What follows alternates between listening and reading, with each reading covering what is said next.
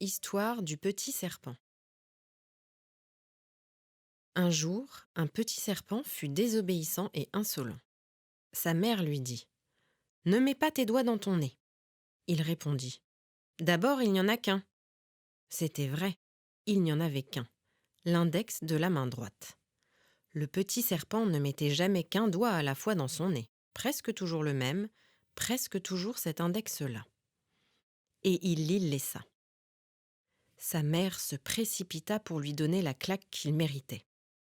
Il ne voulut pas la recevoir et se sauva sur 3 pattes, le doigt dans le nez pour narguer sa mère.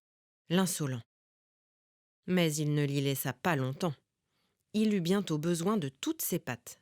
Elles n'étaient pas de trop, toutes les 4. Elles étaient même juste suffisantes pour le maintenir à distance de sa mère. « Faut-il qu'elle soit en colère pour courir si vite ?» pensait-il. « Quelle claque je vais recevoir si elle m'attrape !» Et des 4 pattes, il travaillait et se sauvait.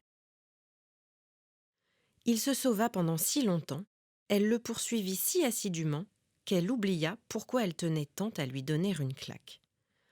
Elle se rappelait qu'il en méritait une, elle voulait la lui donner, mais elle ne se rappelait plus du tout pourquoi elle voulait la lui donner.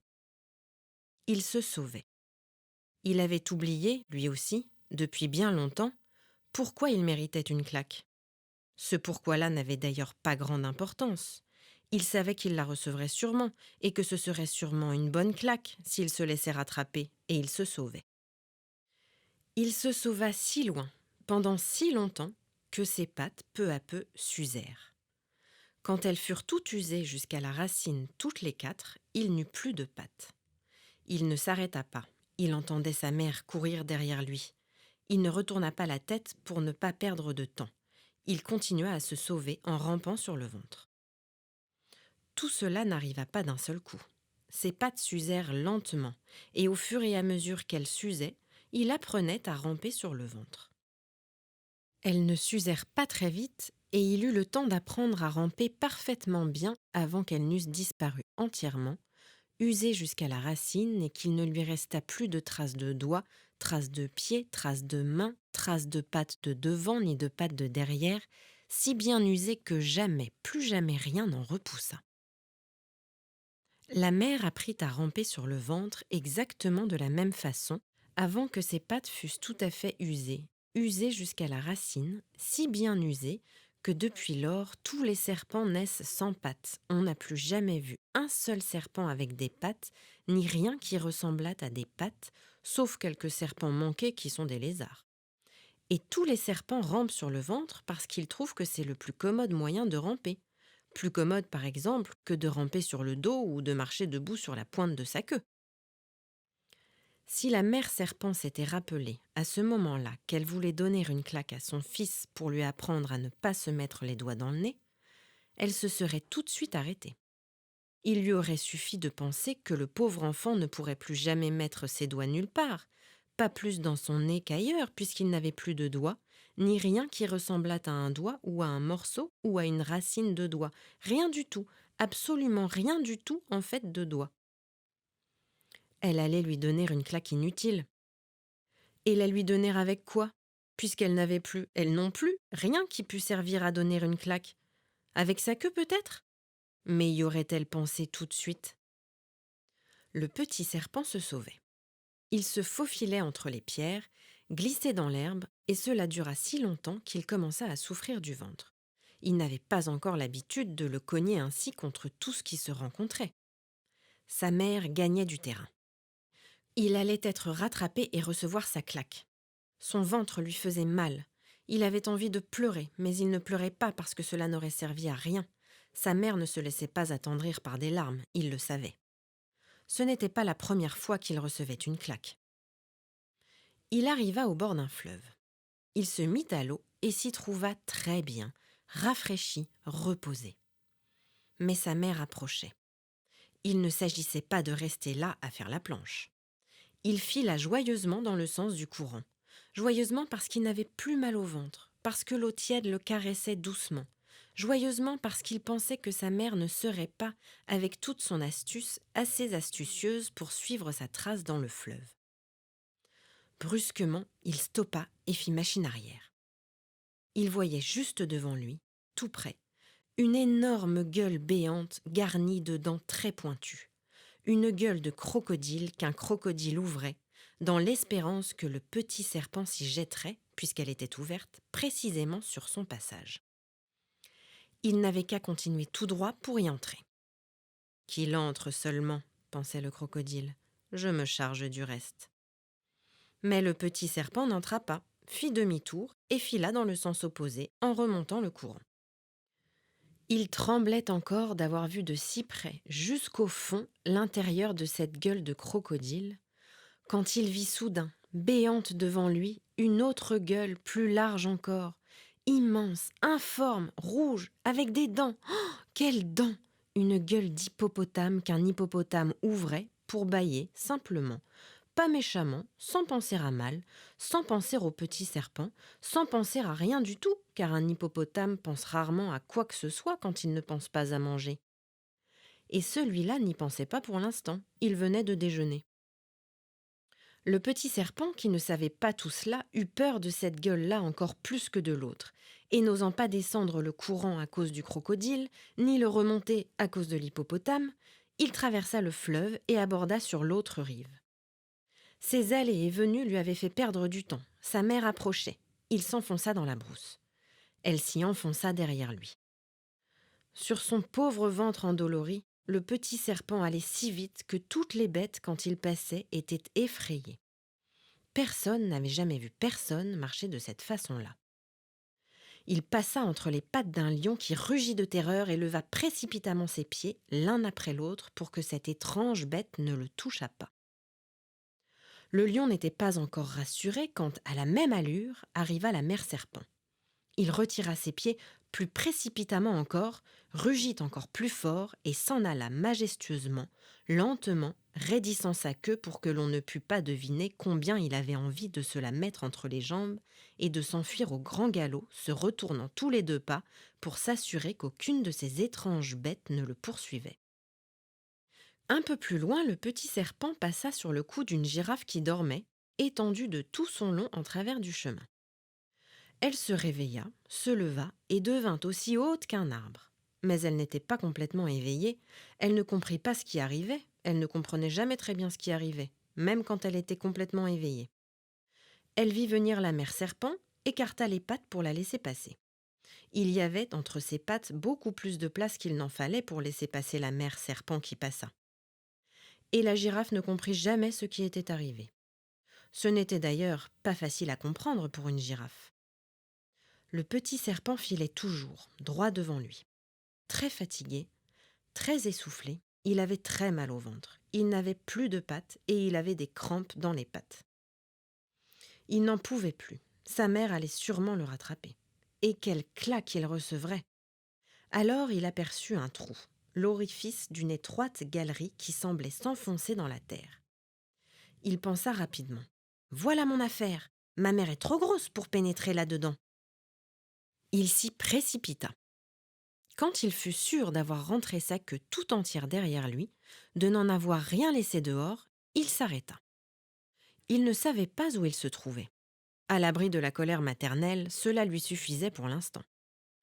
Or, ce trou était un des 2 trous du bout de la trompe d'un éléphant, et le petit serpent venait d'entrer dans le nez de cet éléphant. La mère serpent arriva juste à temps pour l'y voir disparaître.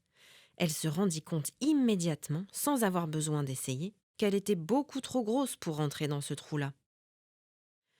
Elle attendit que l'éléphant se réveillât, et alors elle lui demanda « Gros père éléphant, ne sens-tu rien dans ton nez ?»« Je n'ai pas de nez, » dit l'éléphant. « Pas de nez ? Qu'est-ce que c'est alors que cette grande machine qui te pend à la place où tu devrais avoir un nez ? »« C'est une trompe. »« Une trompe ? Eh bien dis-moi, ne sens-tu rien dans ta trompe ?»« Non, » répondit l'éléphant. « Rien du tout. »« Ou plutôt si. Tiens, tiens. Qu'est-ce qui me gêne pour respirer par la narine droite ? » ?»« C'est mon fils, » dit la mère serpent. « Quelle idée, » dit l'éléphant, « d'être allé se fourrer là. » Depuis ce temps, l'éléphant, qui disputait jusqu'alors au rhinocéros parmi toutes les bêtes le premier prix de bêtise, Depuis ce temps, l'éléphant donne chaque jour les preuves les plus convaincantes de malice et d'intelligence. C'est simplement que le petit serpent, logé tout au fond de son nez, tout près de son tout petit cerveau, se trouve très bien placé pour lui donner des conseils. Quand l'éléphant va faire une bêtise, Petit Serpent, qui est très intelligent, s'en aperçoit et lui dit « Ne fais pas ça !» Et l'éléphant ne le fait pas. Quand l'éléphant va dire une ânerie, le Petit Serpent, qui se méfie, le devine à coup sûr et lui souffle « Ne dis pas ça !» Et l'éléphant ne le dit pas, si bien qu'il passe pour la plus sage des bêtes. Mais ce n'est pas lui, c'est le serpent.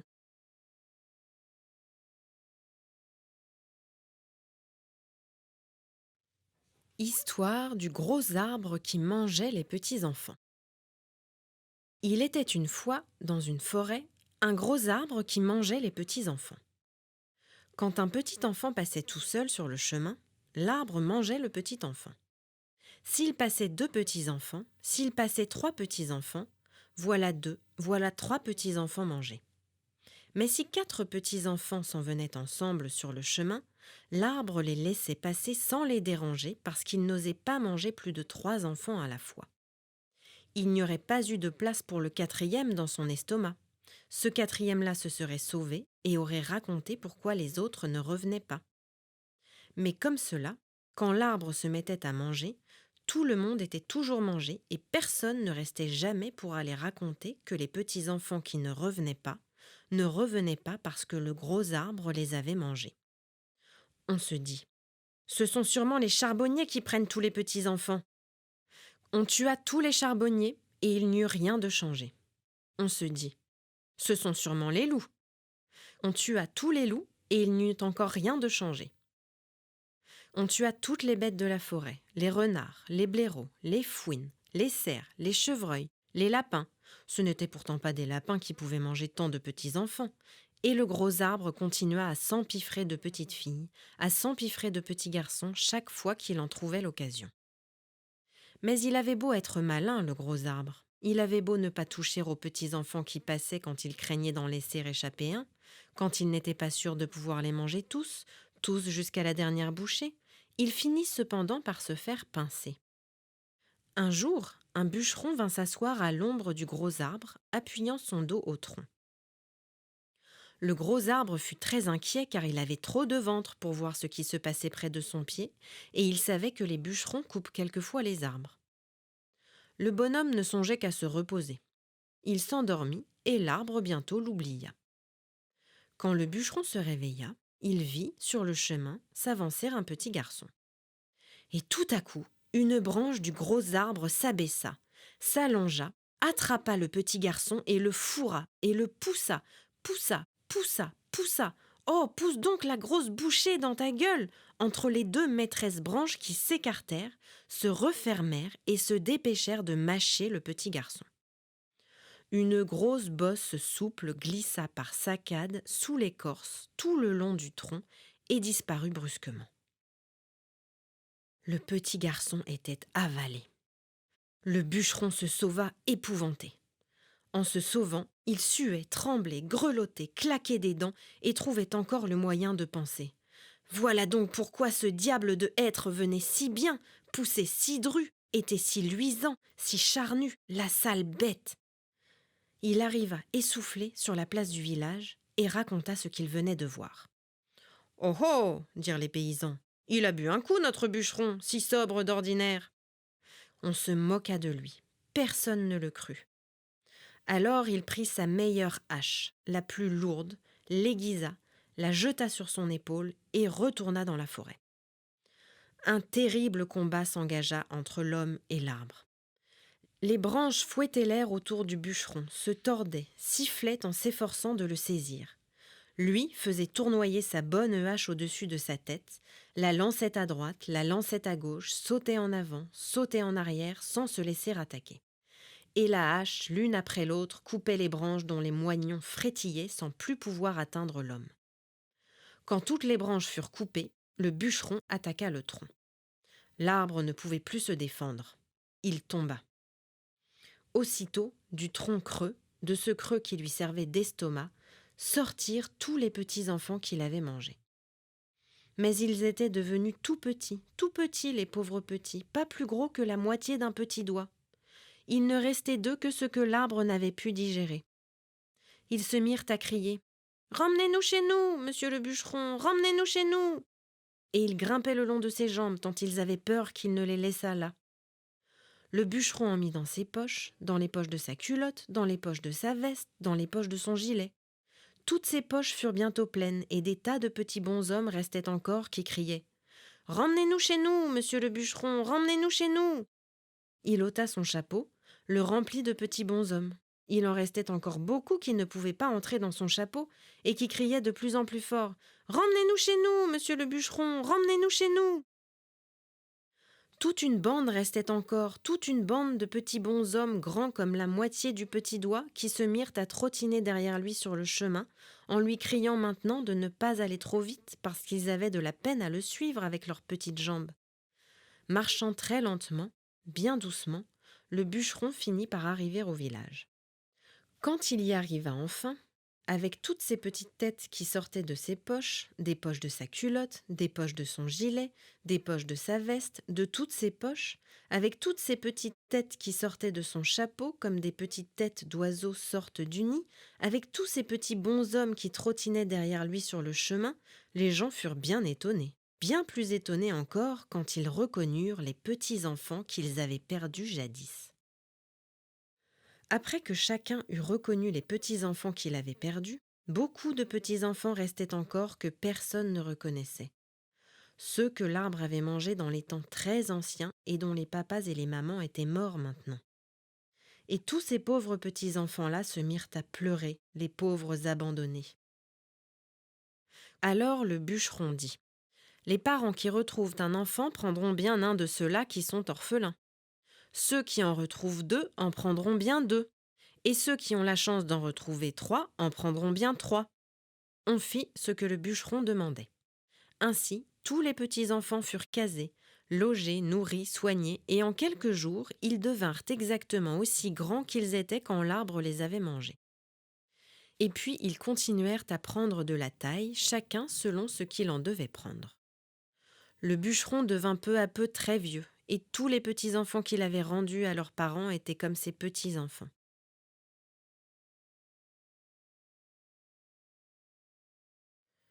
Histoire de Limace.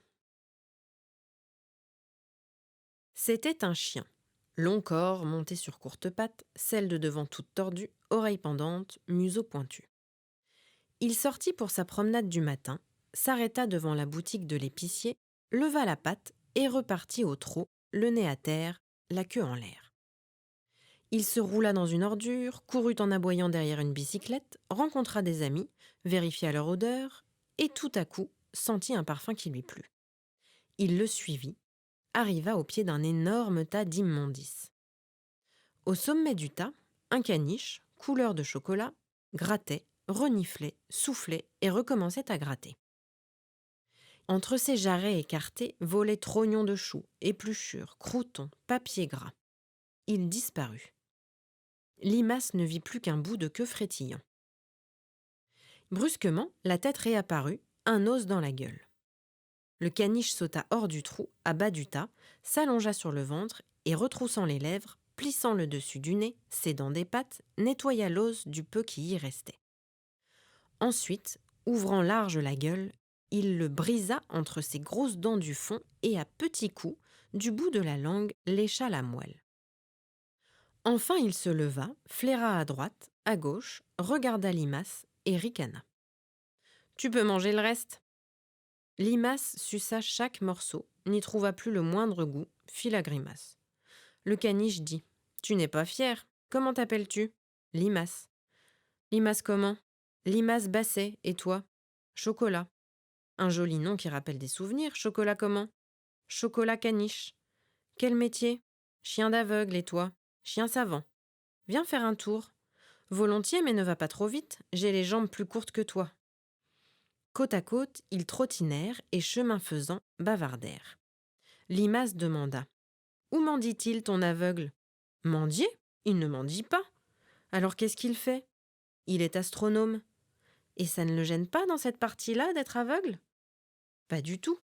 Je regarde pour lui dans la lunette, une belle lunette en carton que nous avons chez nous sur le balcon. Sais-tu ce qui le gêne? Le calcul. Il est très fort en mathématiques, bien sûr, un astronome. Il connaît sur le bout des doigts toutes les espèces de géométrie, d'algèbre, de mécanique, mais il n'a jamais pu retenir la table de multiplication, sauf les 2 et les 5. Et encore. Donne-lui une addition un peu longue, il aura beau compter sur ses doigts, il s'embrouillera avant la fin de la colonne des dizaines. Ça lui fait manquer toutes ses découvertes. Et toi, où travailles-tu? À Medrano. Au cirque? Oui. On dit que c'est amusant, le cirque. Tu n'y es jamais allé? Non. Viens avec moi ce soir. Quelle heure? 21h, devant la porte de Medrano, entrée des artistes. 21h, ça fait 9h. Tu sais où ça se trouve, naturellement? Non, je prendrai un taxi.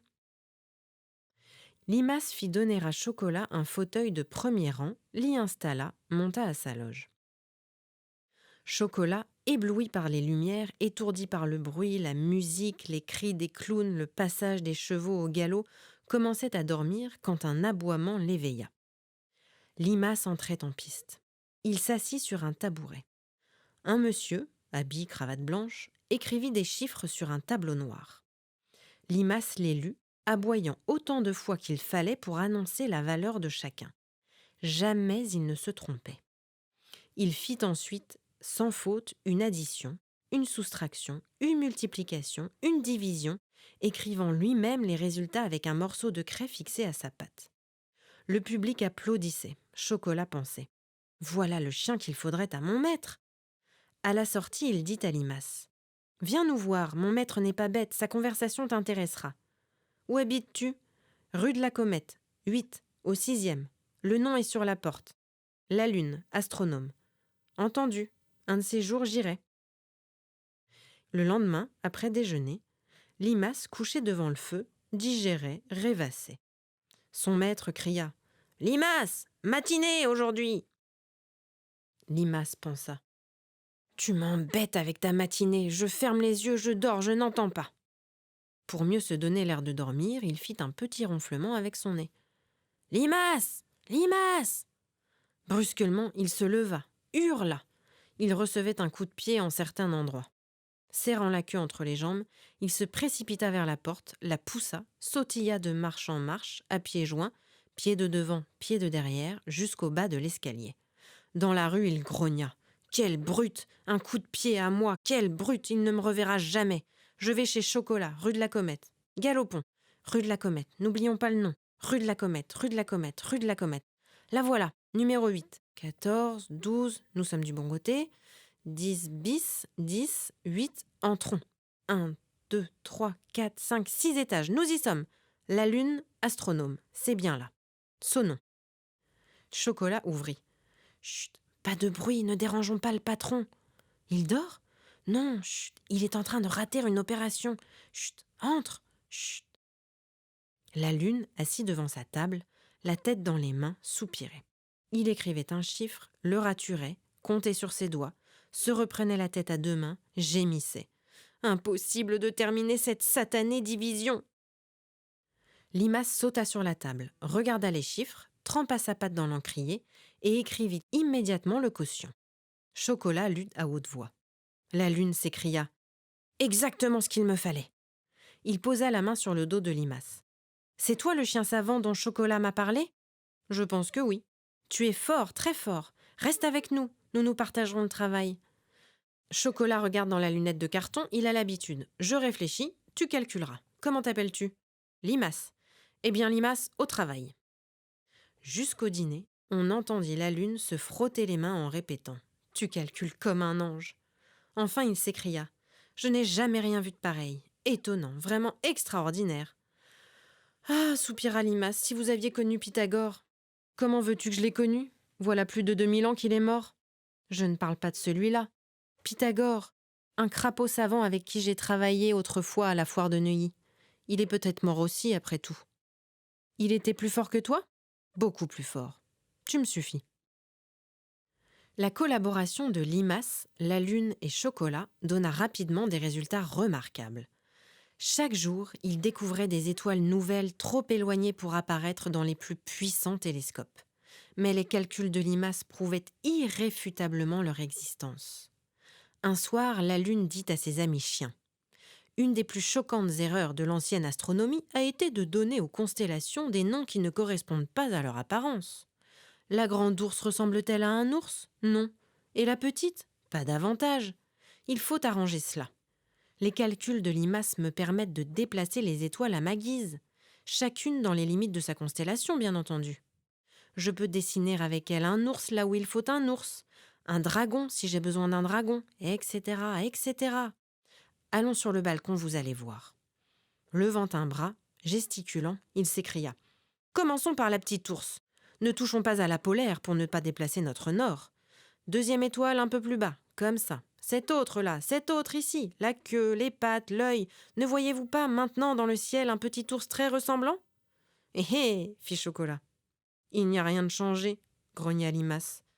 Mais la Lune ne l'entendit pas. Ah, la grande ours, une étoile ici, une là, et là, ça y est, comment la trouvez-vous? Eh hé, fit Chocolat. Il est complètement toqué, dit Limas. Mais la Lune ne l'entendit pas. Un matin, la Lune écoutait la lecture des calculs que Limas avait exécutés pendant la nuit. Brusquement, il demanda. « Es-tu bien sûr de tes chiffres? J'ai fait la preuve par 9 de toutes mes opérations. » Alors c'est très grave. Quoi très grave? Aujourd'hui même, à 1h de l'après-midi, la Terre sera pulvérisée par une comète qui vient droit sur nous si vite que nous aurons à peine le temps de la voir à l'œil nu. Quelle grabuge! Elle arrache une patte de la grande ours, crève l'œil de ma petite, bouscule planètes et étoiles qui se mêlent, se heurtent, s'écrasent, se brisent, éclatent. Arrêtez-la, gémit Chocolat. Je vais prendre les dispositions nécessaires. Limas, vite, cette division. Limas regarda les chiffres, baissa la tête, mit la queue entre ses jambes. Vite, qu'est-ce que tu attends? Trop difficile, je ne peux pas. La comète approche. Je ne peux pas. Essaye encore, dit Chocolat. Impossible. Va chercher Pythagore, s'écria la Lune. J'y cours. Dépêche-toi, supplia Chocolat. Limas se précipita dans le métro, descendit à la porte Maillot, passa la barrière, se faufila entre les modestes baraques et les monumentales attractions de la foire de Neuilly, jusqu'à la roulotte de la femme sans tête. Il entra. La femme sans tête s'écria. « Limas, quel bon vent t'amène! Un siècle qu'on ne t'a vu !» Ils s'embrassèrent. Limas demanda. « Et Pythagore? Il est là ?» La femme sans tête ouvrit une boîte. Pythagore sauta sur la table, tendit la main à Limas. « Bonjour, vieux frère! Content de te voir. Moi aussi, mais je suis bien embêtée. Qu'est-ce qui t'arrive? » Toute une histoire. Mon nouveau patron, un homme très bien, un astronome, m'a fait faire des calculs, et voilà qu'ils annoncent la fin du monde pour aujourd'hui, 1h. Une comète qui va nous écrabouiller. Il a trouvé un truc pour empêcher ça, mais il lui faut encore un calcul, et moi je reste en panne. Toi, tu pourrais lui boucler son opération. Encore du travail, gémit Pythagore. Non, je suis trop fatiguée. Il est trop fatigué, soupira la femme sans tête. Venez déjeuner, on mange bien, vin excellent. Je mets mon chapeau, dit la femme sans tête. Partons, s'écria Pythagore. Il sauta dans sa boîte. La femme sans tête la prit sous son bras.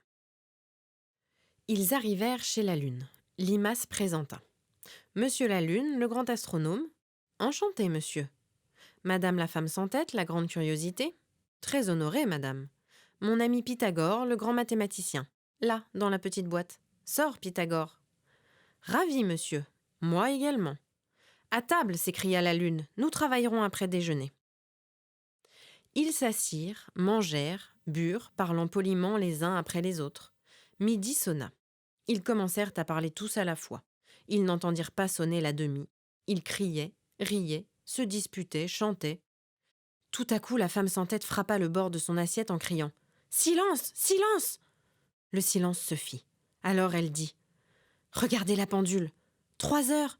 Nous devions sauter à 1h. » La Lune se leva brusquement, renversant sa chaise. « 3 heures. Limas, tes calculs sont faux !» Limas baissa la tête. « C'est bien probable. »« Limas, tu t'es moqué de moi ?»« Non, seulement je ne sais pas faire les opérations. Je ne sais compter que jusqu'à 3. Cependant, au cirque Medrano, des trucs de mon maître auxquels je n'ai jamais rien compris. Et tous ces calculs que tu faisais pour moi. J'écrivais n'importe quoi au hasard, ça aurait pu tomber juste. Alors mes découvertes, mes étoiles. Fichu, dit Pythagore. Ma catastrophe, raté. Nous sommes sauvés, hurla Chocolat. Pas de veine, soupira la Lune. Et il ajouta: Monsieur Pythagore, il est triste que vos grands talents se perdent inutilement dans une baraque de foire. Voulez-vous remplacer Limace et vous charger de mes calculs? Mes grands talents, je ne suis pas plus malin que Limace. Encore moins. Je ne sais compter que jusqu'à 2. Allons, Pythagore, dit la femme sans tête, rentrons. Tu parles trop. Tu ne devrais pas raconter ça au monde. Quand on saura que tu ne sais pas, on ne viendra plus chez nous. Tu as raison, rentrons. Viens avec nous, Limace, tu reprendras ton ancien travail de Médrano. Vous, monsieur la Lune, tâchez de trouver un calculateur, un vrai. À quoi bon? Ne vous découragez pas, vous ferez peut-être un jour une découverte authentique. Hélas, j'en suis bien incapable. Un grand astronome comme vous. Grand astronome, je ne suis pas plus fort en astronomie que vous deux en calcul. Hein? Je connais de nom la grande ours, la petite ours comme tout le monde. Le soleil, la lune, je ne me rappelle même plus à quoi ils ressemblent. Le reste, je n'y ai jamais rien compris. Venez avec nous, dit la femme sans tête. Il y a de la place dans la roulotte. Je vous suis. Chocolat, n'oublie pas la lunette de carton. Chocolat mit la queue entre ses jambes. Je n'ai jamais rien vu dedans. Partons, s'écria la lune. Chemin faisant, la femme sans tête soupira. Monsieur la lune, j'ai toujours rêvé d'épouser un grand savant modeste comme vous. Et moi, une femme de tête comme vous. Chocolat s'écria. Mariez-vous! Limace, Pythagore et moi, ça vous fera déjà 3 enfants. Quand les autres viendront, je leur apprendrai à compter, dit Pythagore. Je leur enseignerai le calcul, dit Limace. Moi l'astronomie, dit la lune. Et se penchant vers la femme sans tête, il s'écria joyeusement. Marions-nous. Baissant les yeux, elle murmura. Vous savez, quand je dis que je n'ai pas de tête,